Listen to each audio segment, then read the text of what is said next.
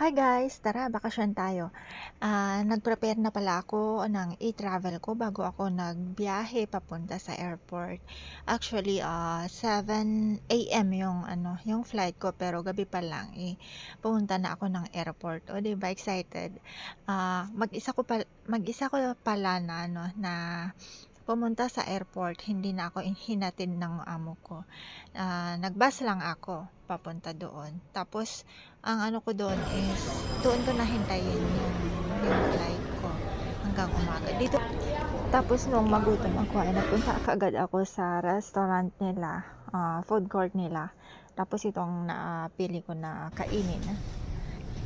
Tapos after kong kumain ay dumiretso agad ako dito sa waiting area nila para at least makaidlip ako, makatulog ako.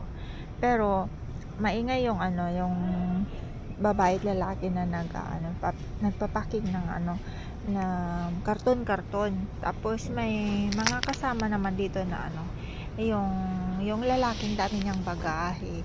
Tapos tulog na tulog, naghihilig pa yan. Tapos yung ali, yung wala siyang medyas at sobrang lamig talaga ng aircon. Tapos nung 5 AM na nag-check-in na ako. Tapos pasyal-pasyal konti. Tapos mga bandang 6 naglakad na ako papunta sa sa boarding gate. Tapos ang hindi ko inaasahan ay parang sobrang layo yung boarding gate na. Pero okay lang kasi ang ganda naman ng view habang naglalakad ka. Tapos pag balak mo naman na mag-overnight sa airport, gaya ko na nagtipid talaga ako kasi nanghihinayang ako sa pang-taxi ko na kung aanuhin is 1,000 plus kapag magta-taxi ako mula sa bahay ng amo ko hanggang sa airport. Nag-offer yung amo ko na siya na ang magtawag ng taxi, siya nang magbabayad, kaso nahiya ako. Tapos gusto ko talaga na maging independent o independent ko yung matuto ako na paano ang pagpuntang mag-isa sa airport. Tapos yun na nga, next time kaya ko ulit. Madali lang naman kapag maraming way para pwede kang mag-bus, pwede ka ring mag-MRT. At saka safe na safe doon sa airport. Bawat sulok talaga is CCTV. Tapos wala ka talaga na parang kahit matulog ka doon, kahit dami mong bagahe. Katulad nung lalaki, dami mong bagahe. Tapos siya, at least talaga siya na natulog lang. Tapos yun na nga, hindi naman sa mga pero kung naranasan ko na rin kasi na punta sa NAIA sa akin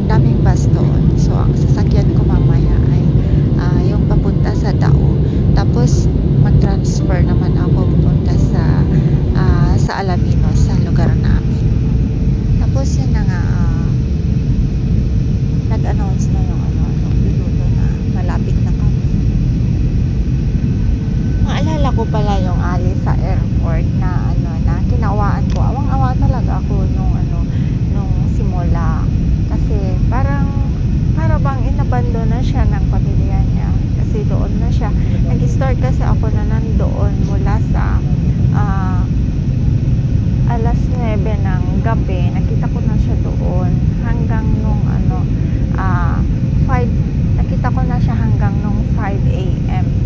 Nandun lang. Kahit sobrang lamig na siya, nanginginig talaga siya.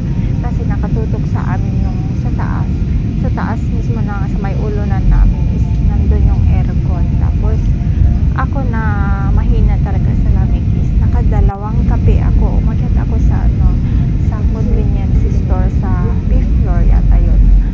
Yun, nagsi 7-Eleven ako para humigop ng kape. Tapos nandun pa rin siya na nadadatan ko pa rin siya na nakahiga na wala siyang kumot, naka-jacket lang siya. Tapos awang-awa ako sa kanya. Tapos nung bandang nung pagmadaling araw na, mga bandang alas 4 yata yun, may isang Pinoy na may kausap siya sa cellphone na maingay siya. Sa madaling salita, maingay siyang nakikipagkwentuhan sa kausap niya sa cellphone niya. Tapos sinungitan nung ali. Tapos nung nag-charge ulit yung Pinoy na yun sa may pinag-charge sa ng ali. May cellphone din yung ali sa may tapos hindi nila alam na may outlet doon sa mismong tabi ko. Hindi alam nung ali. Nagpupunta pa siya doon sa may walking distance sa may tapat namin para mag-charge. Tapos nung nakita din ng Pinoy na may katabing outlet, din siya doon. Tapos parang pinagalitan siya ng ali. Tapos binunot ng Pinoy yung pina-charge niyang mobile niya. Tapos lumipat ng ibang ibang upuan. Yun lang, parang awang-awa ako sa ali. Pero nung nakita ko na ganon, parang hindi na ako ay tapos na pala. Bye bye.